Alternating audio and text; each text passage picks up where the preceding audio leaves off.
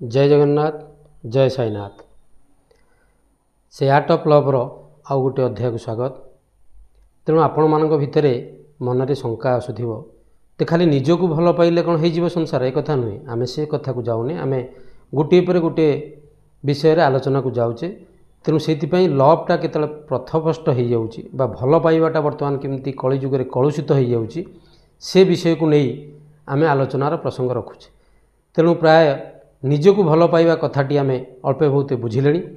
तेणु निजको भल पाइला परे ता परवर्ती अध्याय को आम आसवा दे से भल पाइबाटा केमिति परिवर्तन हो। कारण आम संसार को जितेबाला आसीचे आमको जी पठेइचंती जहाँको दयारे आसीचे निजको निजे जितेबाला भल पाइबा आम भितर बढ़िबो सेतेबाला आम तांकु चिन्हि पारिबा तांकु बुझी पारिबा। अर्थात जहाँ चारि धाम भितरु एक अन्य धाम नुह सबुठारु श्रेष्ठ धाम श्रीक्षेत्र धाम महाप्रभु जगन्नाथ जहाँकि मो माटी रे अछि।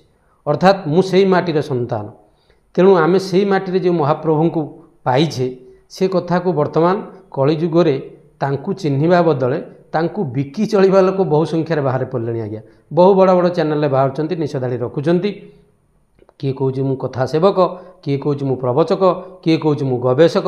यही प्रकार किछि अल्प कथा को नहीं भगवान लीला को आम भितर पहुँचे आम भितर गोटे माने अंधविश्वास तो कही हेनी ताको आम भितर गोटा माने दुर्बलता सृष्टि कराया जहाँद्वारा कि आम प्रकृत में भगवान सत्ता तत्व को बुझी न पारी आम पथभ्रष्ट हो जाऊँ। अर्थात जदि महाप्रभु को आम एत भल पाऊे जो मैंने महाप्रभु विषय एत चिंतित अच्छा से मैंने सब विवादीय मंतव्य दे आसी से टॉपिक की मुझे चाहूनी।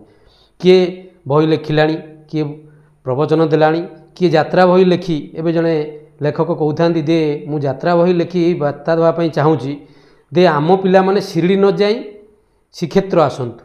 ए कथार तात्पर्य ये ना आम शरीर जिते घा होता है सेठी देखिए माछी माने बेसी बसंती शरीर अलग जो सफा थाए सेठी बसंती ना। अर्थात गोटा विवादीय कथा देले लोकंकर आकर्षण बढ़िबो लोक सेठी जाई पहुँचे। तेणु महाप्रभुंकर जगन्नाथंकर जदि एते आपण भल पाउचंती से माटीर संतान जहाँ मु जानी अल्प जी मो विषय मु बुझी जानी रेकर्ड ऑफ राइट्स कहूँ दे 119 प्रकार सेवा अच्छी महाप्रभुंकर।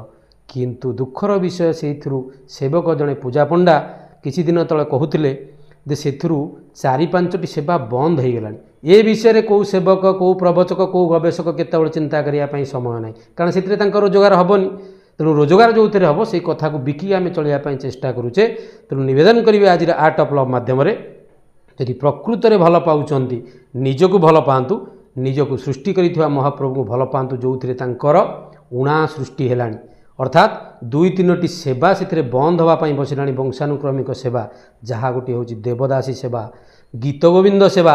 ये कथा को समस्ते गंभीरतार सहित ग्रहण करी ए कथा को निज जीवन में अनुभव करी बहुमात्रा शेयर करंतु जहाँद्वारा कि सरकार पाखे पहुँचू एवं ए सेवाटा पुनरुद्धार हो। यहाँ ही आजिर अध्यायर आर्ट ऑफ लवर शिक्षा। जय जगन्नाथ जय साईनाथ।